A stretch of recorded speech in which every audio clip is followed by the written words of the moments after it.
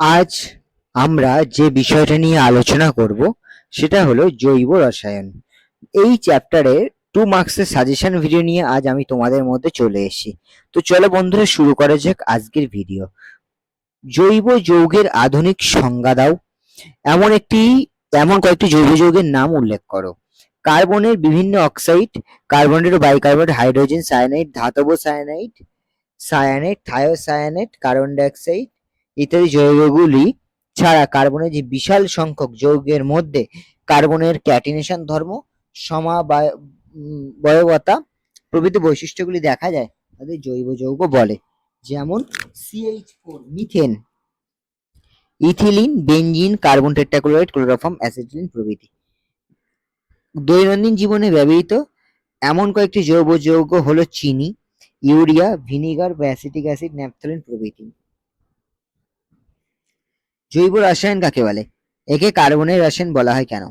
রসায়ন বিজ্ঞানের যে শাখায় জৈব যৌগের গঠন, প্রস্তুতি, ধর্ম, ব্যবহার প্রভৃতি সম্পর্কে আলোচনা করা হয় তাকে জৈব রসায়ন বলে। জীবের জীবন ক্রিয়ায় জৈব যৌগ তথা জৈব রসায়নের গুরুত্ব অপরিসীম। সমস্ত জৈব যৌগই হলো কার্বন ঘটিত যৌগ, অর্থাৎ জৈব রসায়নের অণুতে কার্বন পরমাণু থাকবেই।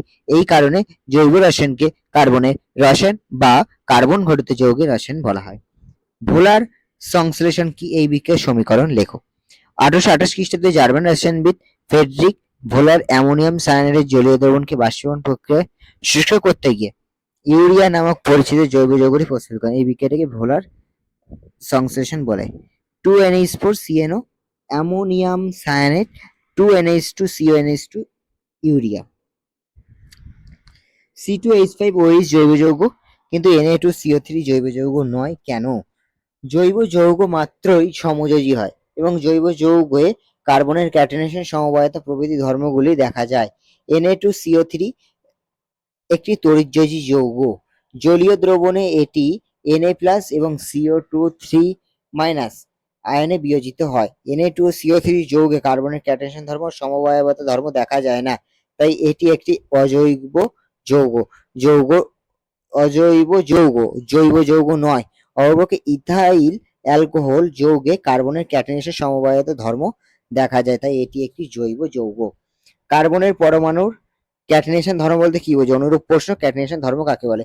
বহু সংখ্যক কার্বন পরমাণু পরস্পরের সঙ্গে সমযোজী এক বন্ধন, দ্বিবন্ধন বা ত্রিবন্ধন গঠনের মাধ্যমে যুক্ত হয়ে বিভিন্ন দৈর্ঘ্যের, আকৃতি এবং সুস্থিত শৃঙ্খলা বা বলয় গঠন করতে পারে। কার্বনের পরমাণু সমূহ নিজেদের মধ্যে যুক্ত হয়ে শৃঙ্খল গঠনের বিশেষ ধর্মকে ক্যাটায়নেশন বা স্ব-শৃঙ্খলায়ন ধর্ম বলে।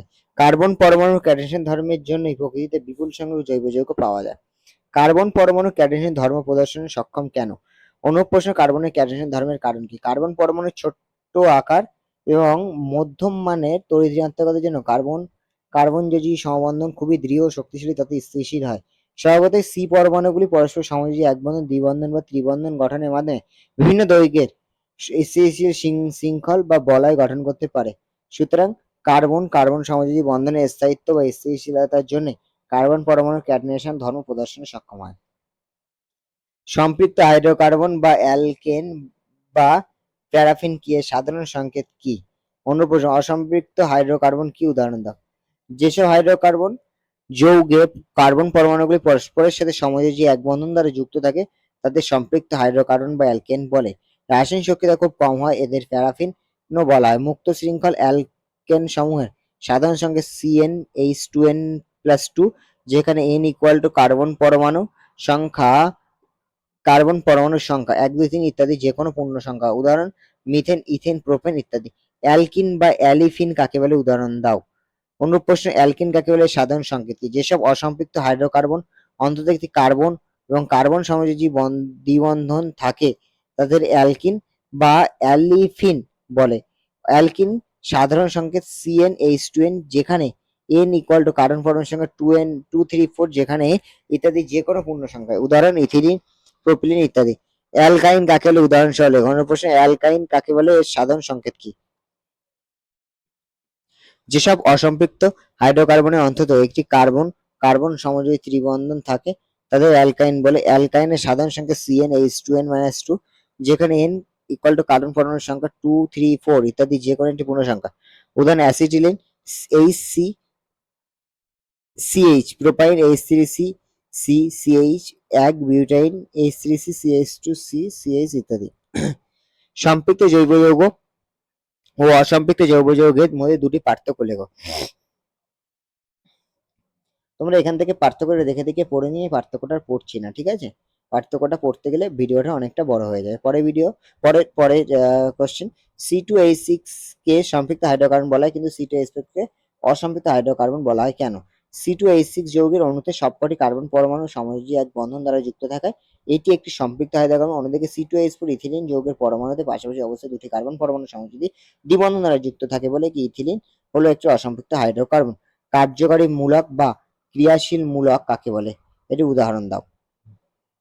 কার্যকারী মূলক বা ক্রিয়াশীল মূলক যেসব মূলক বা গ্রুপ জৈব যৌগের অণুতে উপস্থিত থেকে যৌগগুলির প্রকৃতি ও ধর্ম নির্ধারণ করে তাদের কার্যকারী মূলক বা ক্রিয়াশীল মূলক বলে।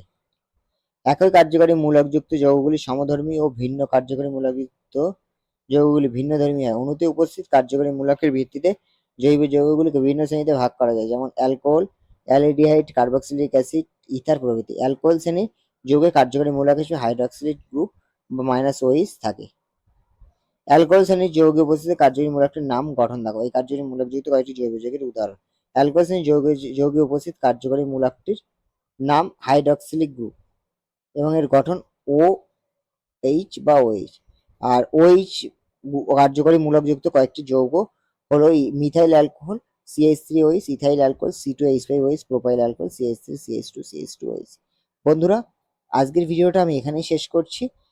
পরের ভিডিওতে দেখা হবে এই জৈব রসায়ন এই চ্যাপ্টারে 2 মার্কসের সাজেশনের সেকেন্ড পার্ট নিয়ে। তো বন্ধুরা, যদি আজকের ভিডিওটা ভালো লেগে থাকে তাহলে অবশ্যই লাইক, কমেন্ট, সাবস্ক্রাইব করে দিয়ে আমাদের পজিটিভ হিস্ট্রি চ্যানেলের পাশে অবশ্যই যুক্ত হয়ে থাকবে। আর যদি তোমরা উপকৃত হয়ে থাকে তাহলে অবশ্যই কমেন্টে একটা থ্যাঙ্কস দিবে অবশ্যই। তো দেখা হচ্ছে পরের ভিডিওতে জৈব রসায়নের 2 মার্কস সাজেশন পার্ট 2 নিয়ে আসা হচ্ছে।